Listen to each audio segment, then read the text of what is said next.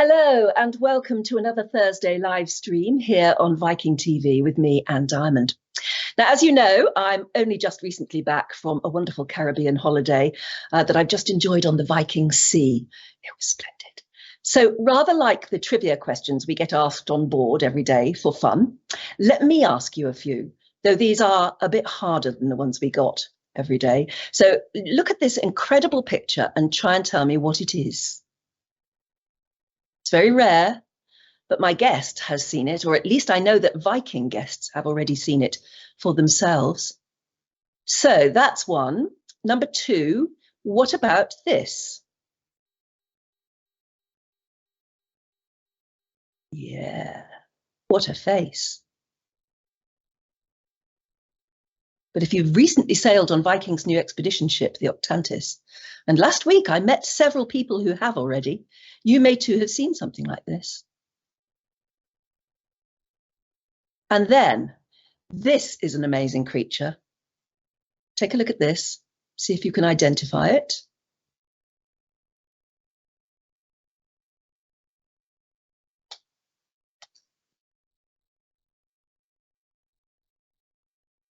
Weird, or what? Look at the way it's scuttling across the ocean floor towards our camera. And that very camera was placed there by people aboard Viking's first expedition ship, the Octantis. And lastly, let me show you some amazing footage. See if you can identify the species. These incredible pictures and the fascination we have for them just prove how little we still know about the creatures in our oceans. And in this case, those that live in largely unexplored areas of the Earth, the Antarctic. But we're learning more every day, and Viking is now part of that incredible quest, because on both the Octantis and the Polaris, which is due soon, as well as guests, lecturers, and wildlife and ecosystem experts, there is always a team of scientists and researchers from some of the most prestigious and serious scientific institutions in the world. And that is where I must introduce you now to today's special guest, Professor Jessica Meeuwig, who's Director of the Centre for Marine Futures at the University of Western Australia and the co-founder of Blue Abacus, which is a very special organisation we'll talk about in just a few minutes. But right now, Jessica, welcome to Viking.TV. Delighted to be here. It's lovely to see you. So where are you speaking from at the moment? I'm in Perth, Western Australia, so about as far as we can get from the rest of the world. And from each other at the moment, which is amazing. What is your role there? What is the lab's mission? So I run the Centre for Marine Futures, and our goal is pretty basic. It's to count fish. So we know, generally speaking, that our oceans are being challenged. We're overfishing them. We're polluting them. On the positive side, we're creating marine parks. But in order to make good decisions about our oceans, we need data. And so we deploy these camera systems that Viking has now adopted as a mechanism for trying to answer that question. How many fish are there? Where are they? And are populations getting healthier, or are they not? So it's as basic as Dr. Seuss. Yeah, well, it is, except I imagine that it's a bit of a conversation stopper if you're at a dinner party and somebody turns to you and says, "What do you do?" And you say, "I count fish." That opens up a whole new area of conversation. But we'll talk about that a bit later as well. First of all, though, can you answer our quiz questions for us, just for the sake of the audience watching, who will want to know what some of those extraordinary species were? If we have a look again at picture number one, that amazing picture. What is that? Yeah, it's a really unusual jellyfish, and because I'm a fish biologist, I can't name it yet, but we will ensure that we do. Well, I was told it was a phantom jellyfish and that it has been seen by people on the Octantis, and it looks like the most amazing creature.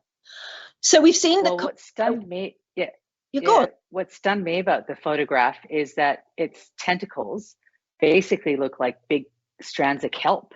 Yeah. I mean, that's not what your normal a jellyfish looks like. So I'm so excited to learn more about this animal. But you see, isn't that amazing? I mean, you're an expert in this, and already the Octantis, which has only been going a couple of months, is seeing things that's even making you scratch your head. Oh, this is a huge learning curve to get an underwater view of the Antarctic Peninsula and to see what's actually there is going to be a challenge. We're all on a learning curve, but also really importantly, it's going to give us that fundamental data that we need to support healthy oceans in that region. I'm so excited. Oh, the discovery doesn't stop, does it? Well, let's have a look at a couple of the other quiz visuals that I put out at the beginning. It was that weird one of the amazing creature scuttling across the ocean floor, which we see now. I mean, you think starfish times 12. How many tentacles is that? What is it? Do you know? No. Again, like fish biologists. So I'm looking at that saying, oh, I'm going to have to call up, it's like dial a friend. I'm going to have to call up my invertebrate friends to say, what the heck is that? That's amazing, isn't it? It just shows how many more amazing things that we're going to be seeing. And with the last one was this incredible video, and we'll discuss a bit later how you managed to get this video of what sort of, is that a shark? It is a whale shark. Whale shark. It's the world's largest fish, and it's a plankton filter feeder. So the fact that it's nosing up to our bait canister is hilarious. So we all think they're vegetarians? Probably not. No, because the bait you're putting in that isn't veggie. No, it's fish guts. Because, I mean, basically you and your team invented that system of being able to bait in a certain way that actually gets those incredible fish swimming up close and personal to the camera. But let me go into your background first of all. I mean, how did you, were you born and raised in Australia? Have you always been interested in this sort of thing? I was born in the Canadian prairies in Calgary at the foothills in the feet of the Rocky Mountains, right? So I'd never seen an ocean until I was probably about 10. And I remember looking at it saying, oh, so beautiful. And then my family moved when I was 12 to Saudi Arabia. I lived on the Persian Gulf, and I got my dive ticket as soon as I could at 15. So I've been diving for over 40 years. All over. And had amazing adventures around the world at a time when oceans were still in reasonably good nick. Mm-hmm. And I think that one of the things that really drives me is the change that I've seen over my lifetime and the passion to fix it, right? To increase ocean protection so that we have healthy oceans. That's like I used to see. It's fascinating you say that, because you go back 40 years and I would have thought maybe our seas would have been more polluted then because we didn't know as much as we know now. But you say you've actually seen a degradation. The main challenges that we have in our oceans now is overfishing. I mean, climate change is obviously a challenge. Plastics are a new challenge. But we hit peak fish in 1996. So since 1996, fish catches have gone downhill every single year. We've removed 60% of the fish from our oceans. And we don't know that very well. Like most people don't know it because you can't see it. It's beneath the blue curtain. Mm-hmm. So programs like working with Viking is yet another opportunity to pull back that blue curtain and say, look, this is what our oceans look like. It's really good over here, not so good over there. How are we going to fix it? Yeah, because it's all about solutions. Yeah, the population of fish in our oceans is vitally important to all of us, not just to us for food reasons, but I suppose just for the general health of the entire sea. And when you say, you said earlier, I count fish, it shows how important that is. And what can we do about it, I suppose, too? So one of the most exciting things that's happened in the last little while is a program called 30 by 30, where governments around the world have committed to protecting 30% of the oceans by 2030 in areas that are highly protected. You can't fish, you can't have oil and gas, you can't mine. And so these areas are going to be the engine rooms of ocean health when we protect them. So, but governments love to sign up to things. But you need the data to push them over the line and edge them over and say, hang on, if you're going to do this, well, you need to do it, and here's the evidence. So the data that we collect, including in partnership with Viking, is going to allow us to nudge governments to do a better job on ocean protection within that context of 30 by 30. So that's 30 protected areas by 2030. Where are those areas? 30%, 30% of the ocean, of the entire ocean. Yeah. Where are those areas likely to be? Well, Antarctica is a really interesting area because it actually doesn't belong to any one country. So to get protection in Antarctica, you have to have everybody who's got an interest, all the governments agreeing. So there's been long discussion about increasing protection around Antarctica. The UK government has set up protected areas in a lot of its overseas territories. It needs to do a good job in its home waters. The United States only has its first marine park in the Atlantic ever. So we need to boost protection there. The Caribbean. So literally, if you think about a map of the world, there isn't really a place that has adequate protection yet. And that's why 30 by 30 is so important. And that's why programs like what Viking is doing is so helpful for us who are just basically trying to get better outcomes for our oceans. Yeah, because you can't convince governments to do things unless you've got the data that absolutely backs up your scientific thesis. That's it. Yeah. That's it. So, and it's not just numbers of fish either, although obviously, as you say, that's so important. It's different species. I mean, already you're discovering things that you haven't seen before. What are the rarest things you've seen so far, or the most amazing discoveries, or what's on your bucket list of things that you might get to see? So I think one of the most exciting things we've discovered is off of Perth, there's a canyon called the Perth Canyon. It's bigger than the Grand Canyon. It's an underwater canyon. And it turns out it's a nursery for short fin makos, one of the most endangered species on the planet. So when we dropped our cameras there, we had all these like little tiny short fin makos, 50 centimeters swimming around, and they've got blotches on their noses and they're so cute. So nobody knew where the babies were. And the fact that we found them off our doorstep was really exciting. I'd have to say on my bucket list of things I want to see from the Octantis is a leopard seal on my camera. Right. Most magnificent animals, and I can't wait to see one of those. Well, I tell you what, you sent us some video that is entirely new and is absolutely brilliant of marine mammals. I don't know if that particular seal comes up on it. Let's have a look now. Maybe you could talk us through what we're seeing. Dolphins, yes. So these are spotted Atlantic dolphins, and they were so hilarious because first only 2 came in, kind of checked out the bait canister, then 4. Then 8, then 12, and we could hear them whistling and communicating. So the first ones were the scouts, and when they figured out it was safe, everybody else came in. And this is a bride's whale. Oh, absolutely beautiful. One of the rarest whales in the world. And it just came up, swam by, came back for another pass, completely chill. And when we think that many whale species are coming back from extinction, or near extinction, it's fantastic. Exciting. That was, so here's a minke whale, and they love noise and will just show up and hang out whenever they hear anything. That is another minke, I think. And then we've got orcas, right? So orcas are actually the world's biggest dolphin. With teeth. I can hear the excitement in your voice, and you know what these things are and you've seen them before, but it's incredible that the Octantis, like I said, has only been there a couple of months and is already witnessing these amazing sights and contributing to world knowledge. That's fantastic. It must be so exciting.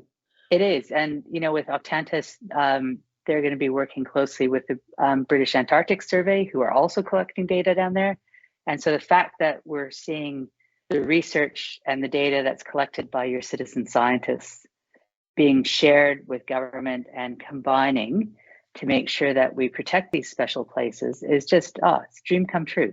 I can absolutely see that. It's incredible, isn't it? I mean, when you first heard that Viking were thinking of expedition ships that could go into places like the Arctic and Antarctic, Great Lakes, other places like that, and enable your science, what were your thoughts? What did you think? I just thought, dial me in. How can I help? We want to. And it was a really interesting conversation because we knew that the science had to be legitimate. Yeah. It had to be designed in a way that citizen scientists, that the guests could participate in. And so there are really two goals. It's one, to get the guests excited about marine science and excited about the oceans and understanding some of the challenges that the oceans face so that they become lobbyists. Every person needs to lobby for better, healthy oceans, right? Yeah. So, designing a program that would work on the ship, that supported those educational and awareness outcomes was fun for the guests. And I know we're going to get to it, but seeing guests do bait preparation is awesome. And then it has to generate data that's going to be useful. So it was a great partnership. I tell you what, though, you haven't been on it yet, have you? I mean, you've got teams of scientists working there, but you're just seeing what's coming in from them. When are you going to get out there? Well, I'm delighted to say that in the last 2 months, Western Australia, where I live, finally dropped its travel restrictions. So I've been living in the Hermit Kingdom for 2+ years. So I can now get on a plane, and I'm hoping to catch up with the Octantis when it's in the Great Lakes this summer. Oh, wonderful! You deserve it too. But I'll be on the next Antarctic cruise for sure. Oh, wonderful! Before we get onto that, because we've got some lovely pictures of what you call, and I love the term citizen scientists. That's brilliant. Tell us about Blue Abacus, because that helps us understand why you're counting fish and how you count fish. Yeah. So I'm a professor at the University of Western Australia, and what I noticed is that I was getting all of these requests for people who wanted to also count fish. And, there's only so many projects that I can collaborate on, and it's not really what universities do. So I had a chat with my younger brother and said, hey, maybe what we should be doing That's Jason, is to provide, that's Jason, who's currently in the Caribbean. What we should be doing is providing equipment and training to people, organizations like Viking, like governments who have their own aspirations and need to count fish. And so I have a research focus, which is my lab at UWA. But what Blue Abacus does is it provides the capacity to people to work on their own oceans and collect the data that they want. And I think that's really important. And the other thing, we've got a tradition in science of scientists from wealthy countries go to poor countries with their equipment. They collaborate, and it's fly in, fly out science. And then they go home with their kit and with the data. And I just wanted, Blue Abacus is really about creating equity in science and capacity so that people can count their own fish. And that's where BRUVs comes in, or is it called BRUVs? And just to explain to everybody watching at the moment, the pictures we've seen so far have always had a sort of canister, which is a bait canister. But there we are, you can see it there. And the camera is pulled back. Can you explain how that works, who invented it, how you designed it, and what it does? Okay, so a BRUV is a baited remote underwater video system. You can see the bait can there on the right. Yeah. You basically have two cameras in the base bar. So that crossbar that Andre is holding, there's a GoPro on her left and on her right. So it's a stereo camera system, because if you want to be able to figure out how big a fish is, you can't just have one eye on it. Oh, yeah. You have to, because it could be a big fish really far away or a small fish really close. So we have a stereo system. So here, both of those cameras are looking at towards the bait canister. I see. BRUVs have been used for about 25 years. They were They started in New Zealand, and they were always deployed on the seabed like this, right? Although they were much uglier and clunkier and heavier. But I'm very interested in the open ocean because a lot of our new marine parks are going to be in open water in the Big Blue. So what we did was we modified the basic BRUVs kit, replaced steel with carbon fiber, made it light so that you don't have to be 6'4" to deploy it. And then we also said, right, how do we put it into the midwater environment? And that's where, that's what we've done, which is really novel. My group at UWA is the only group in the world that's deploying midwater BRUVs to count oceanic animals like tunas. And here you see them here. Yeah. So the cool thing about them is that's in the midwater configuration, slap some legs on it, and you can drop it on the seabed. They are cheap and easy, and they make science accessible for everybody. And they get amazing. So here's, yeah. And so that's the other thing. Not only do we get awesome data, right? The video and the images that come out from it are a great tool for education and awareness building and saying, yeah, and sucking people into the Big Blue. And that's Andrea dropping it off the back deck. And we've got some new video. Australia.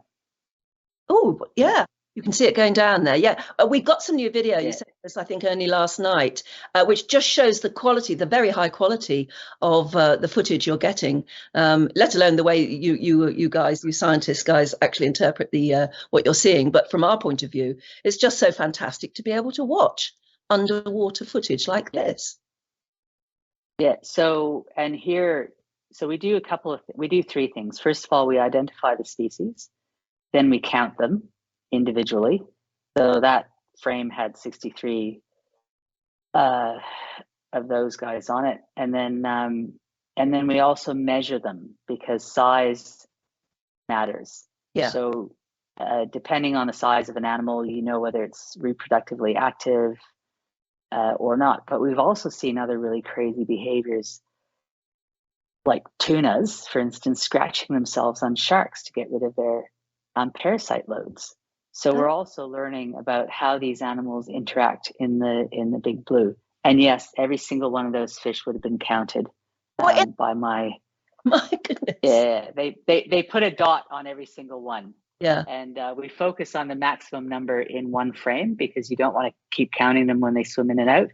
But yeah, I've got a room full of students and staff who count every fish. My goodness, that's a job. These are ocean jackets. They're just fantastic. A lot of the data that we have on open ocean fish comes from fisheries data, right? So we learn about fish that are eaten and dead. And what these cameras give us is a picture of the entire ecosystem. So we're actually, counting everything from those little 4-centimeter ocean leather jackets all the way up to minke whales, and we get the whole suite on our cameras.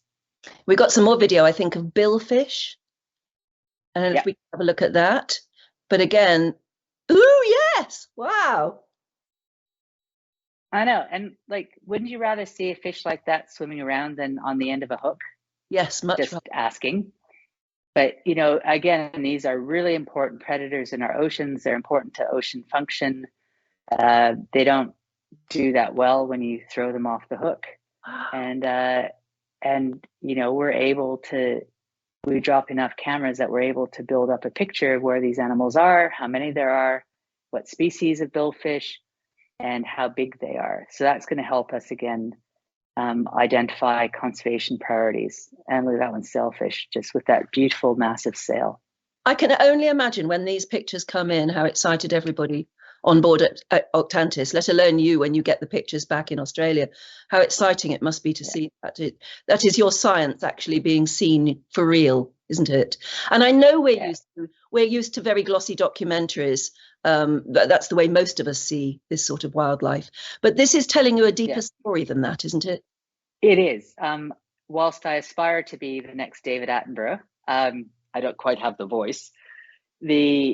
What we get is both the communication tools, but we get the serious data as well that tells us about changes in our environment. And I have a team that's just headed out today again to the Perth Canyon, where the little short fin mako babies are. Yeah. We now have 9 years of data from there, so we can start answering questions about, oh, is it going up? Is it going down? Is protection working or not? And, you know, committing to data. I don't know when monitoring became a dirty word, right? But committing to data collection, it's supported us through COVID. The reason we've managed COVID is because everybody collected data, right? And could make decisions, science, evidence-based decisions. So we need to do the same for the oceans. And it's hard because the oceans are vast. But when you start entering into partnerships with companies like Viking, where they're operating, you know, across the world, there's a huge potential to just keep counting fish. And as you were saying, that's what's got to be the convincing argument if you're going to try and push for change.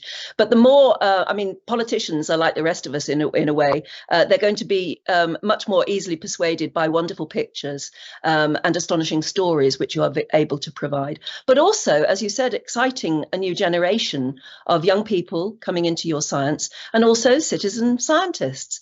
Are there a lot of young people still wanting to get actively involved in this sort of science? Oh, yes. I think it's actually has increased a lot from when I was young. So I think I was just stupid and passionate when I decided to be a marine biologist because there weren't any jobs back then.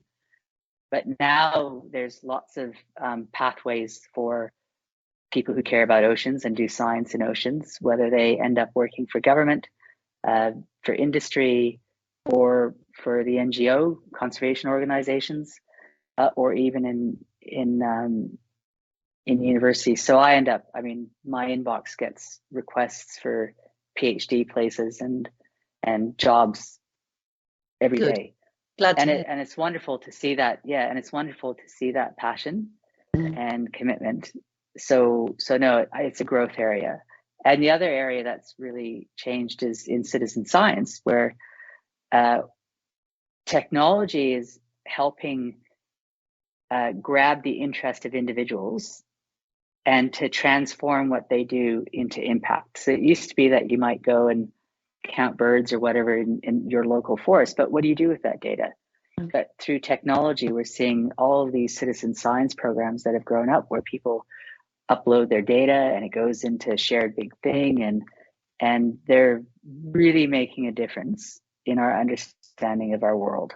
Yeah, absolutely. We even have in Britain, we have a sort of counting your garden birds citizen science that I think is sort of largely run by the BBC. Absolutely fascinating because the data that is adds up actually means something and hopefully can push for change. We've got some more lovely video you sent us of actually other ocean wildlife. Some really astonishing pictures here. Yeah, so, you know, this is, I think I mentioned that most of what we know is about tunas and yeah, bloody, those are fleshy-footed shearwaters. So again, what we see on our cameras is totally unexpected, and we learn about their behavior. We learn about all these rare species that you don't normally see. So these are really some of the most amazing data that we have. Turtles are really dumb. They are so dumb. He's just going to chew on this forever and try and get in, and so it's giving us insights into how animals live. And, you know, there's increasing awareness that ocean wildlife is highly structured in terms of their social interactions and how they live and what they do. And the only way we're going to be able to protect them is if we learn about them. Yeah, a crab. Now, what the heck is that doing out there in the middle of the ocean? It's just a snack. Like, what is it doing? Ooh, and what's that? And sea snakes. It's a sea snake. Wrapping itself. Sea snake, I think. And then this one is actually trying to get rid of its skin, so it's shedding. It's using our bait arm as sandpaper to help shed its skin. Yeah. Oh, that is fascinating, and never seen before. No, yeah. True wildlife, isn't it?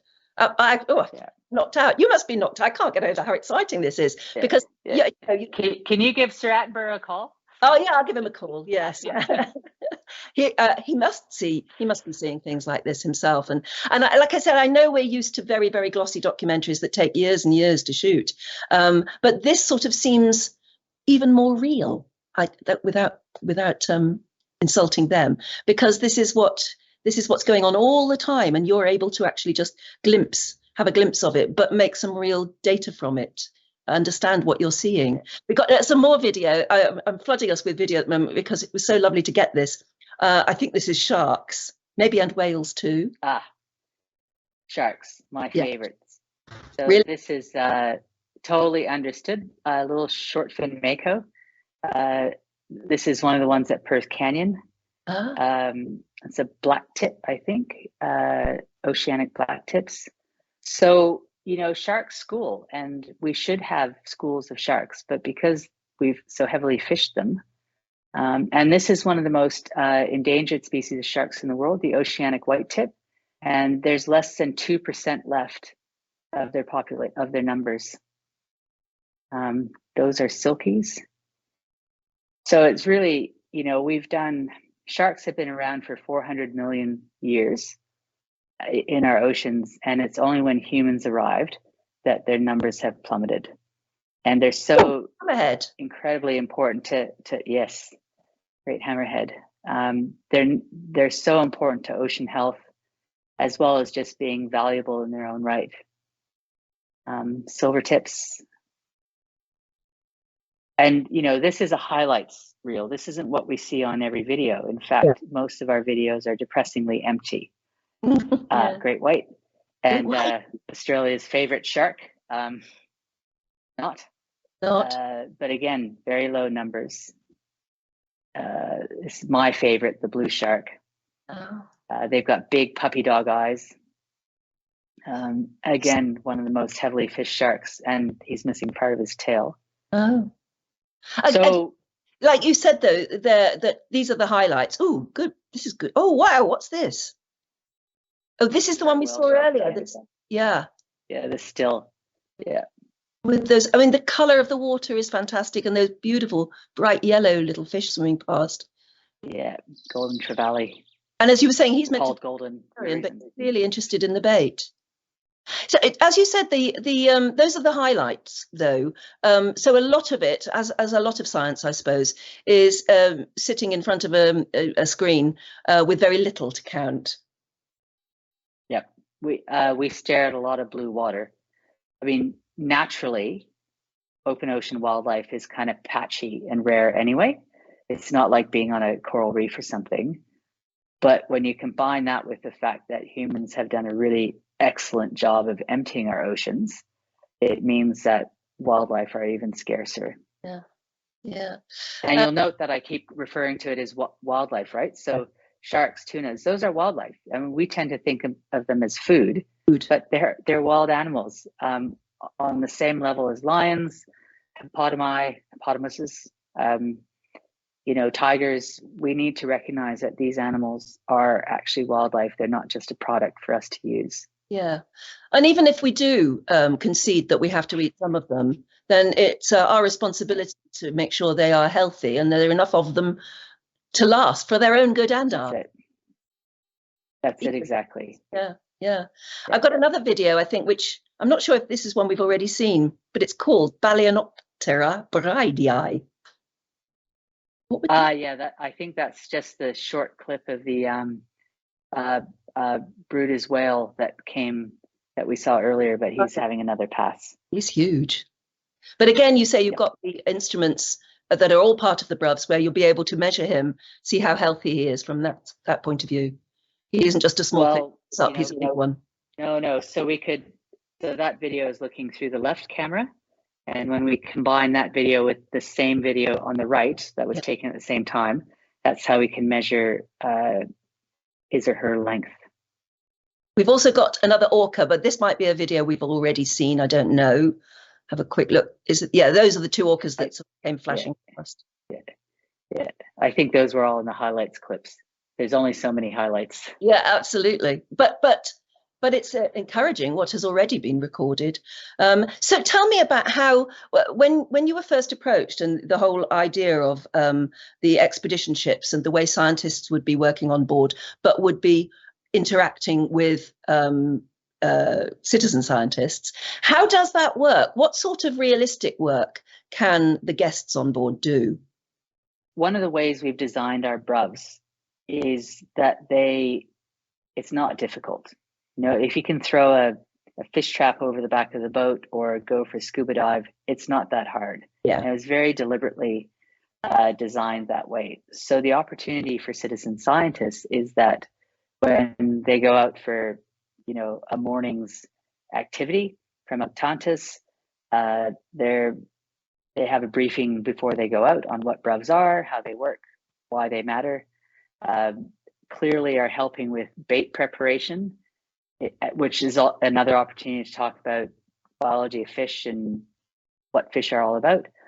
And then they can go out in the tenders and see the BRUVs being deployed by the Octantis crew. I think there are also some opportunities for them to actively participate in that depending on what boats are being used.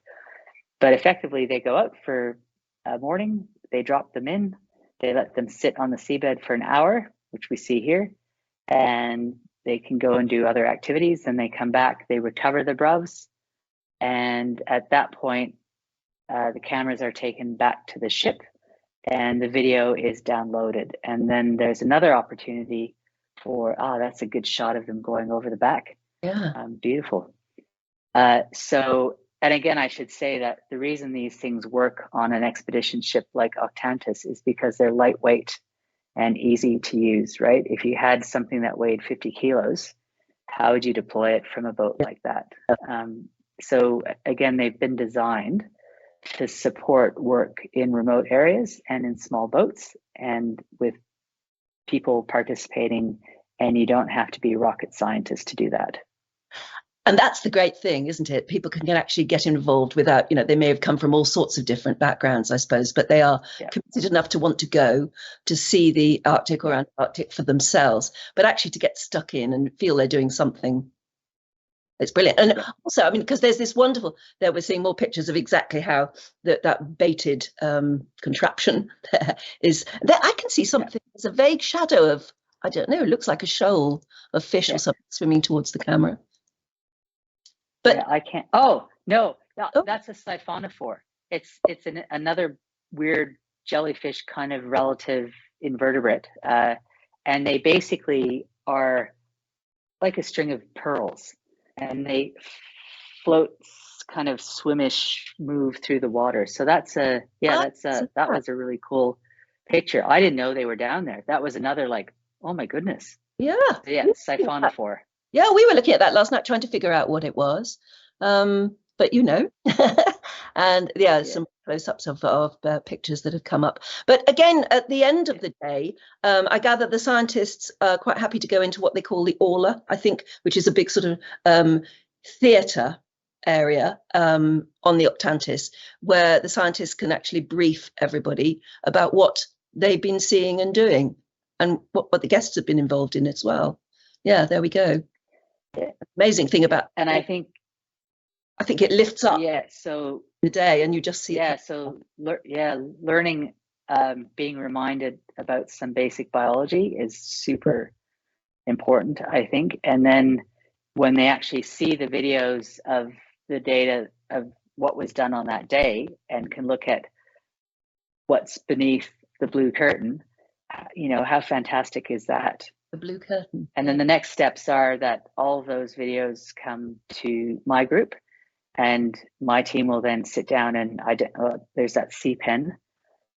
My team will sit down and count all the fish, identify them, measure them, and then those data will feed back to Viking into their program. So 5 years from now, we'll have a time series of all the data that's been collected by citizen scientists in the Antarctic Peninsula, in the Great Lakes, and in the Arctic.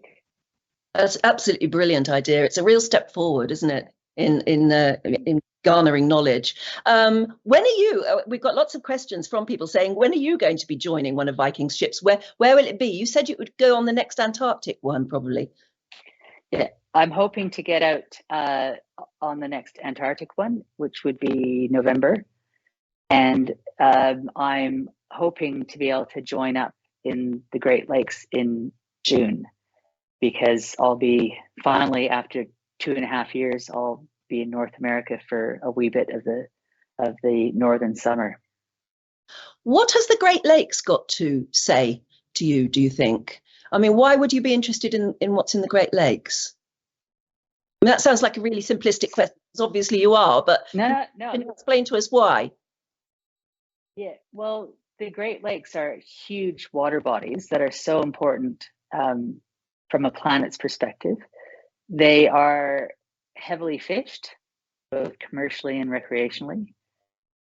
There are areas of them that are absolutely surrounded by pristine land, forests and so on, but also heavily industrialized, because we tend to put industry on water.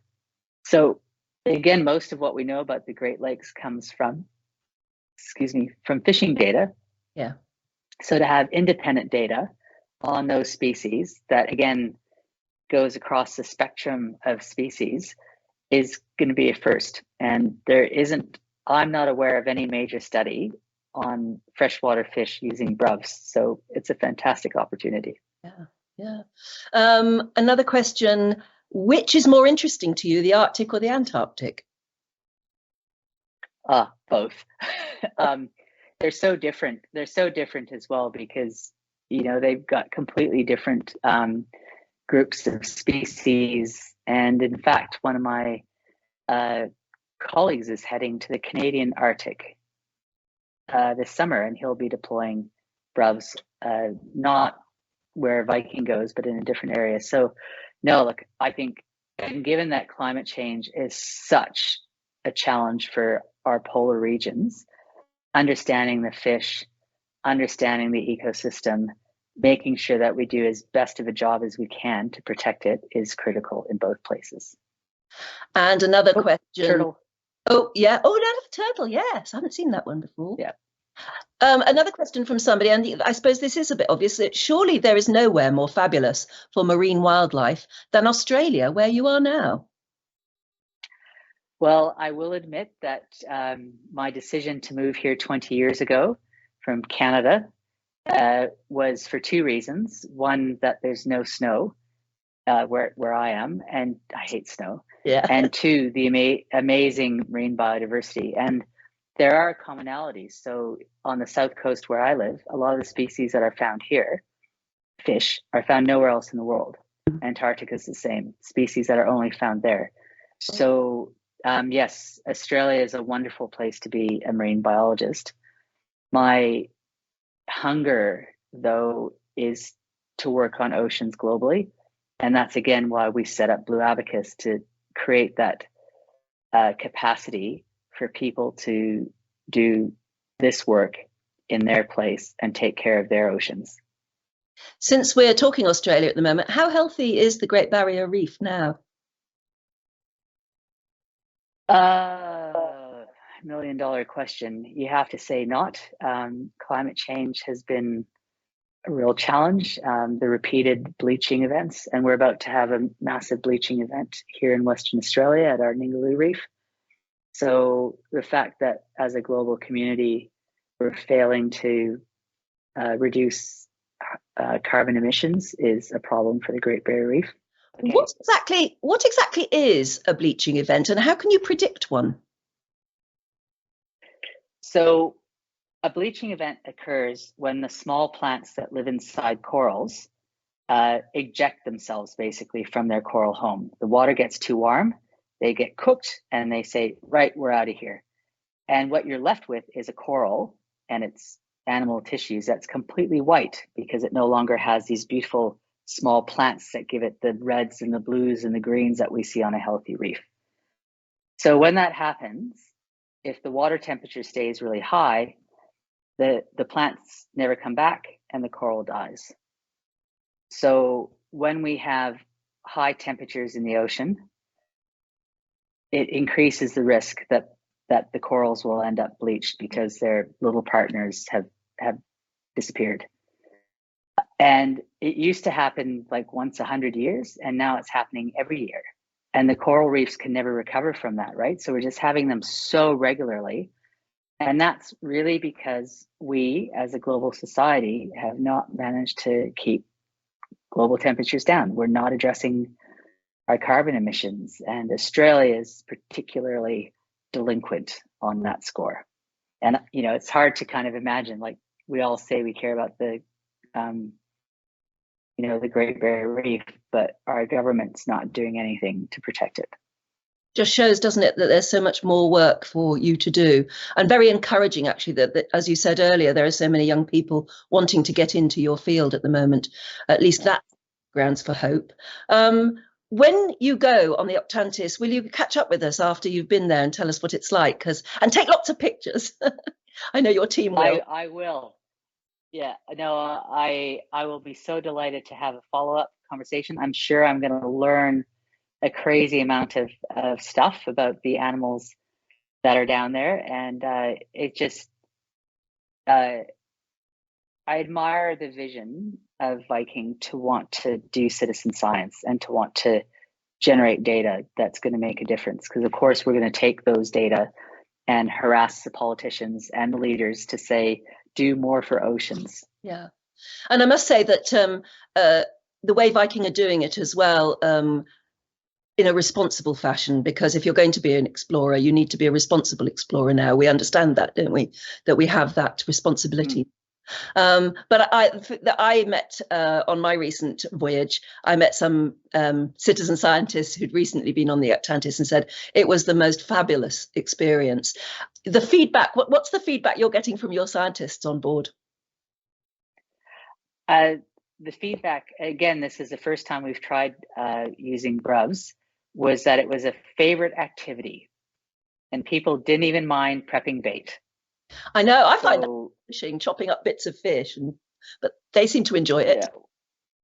Yeah, so no, the feedback we've had is that it fits in really well with the overall pace of the ship. So it's a scientific methodology that works for the ship. It's not a pain in the neck for the people on board, and the citizen scientists love it. And I think that's in part because it's pretty straightforward.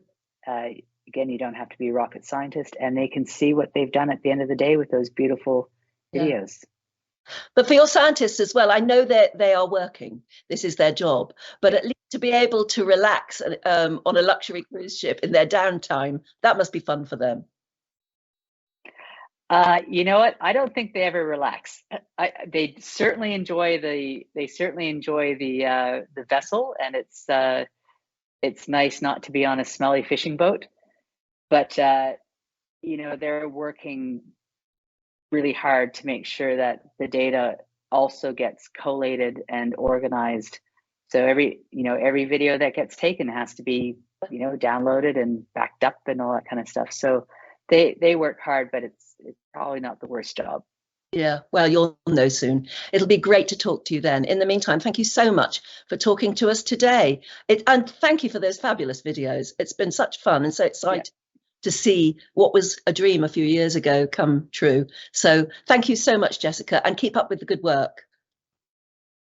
Thank you, and look forward to talking to you again. Yeah, absolutely. Take lots of pictures, as I say. Right, well, there you are. Wasn't that amazing? Aren't those pictures fantastic? Well, next week, it's Canada and Great Lakes Week, interestingly, and I'll be speaking to Jill Heineth, who's a cave diver, underwater explorer, photographer, and filmmaker. Wow, there she is in her element. So I'm looking forward to that. Until next week, then, do stay safe, stay healthy and happy holiday planning too. Goodbye.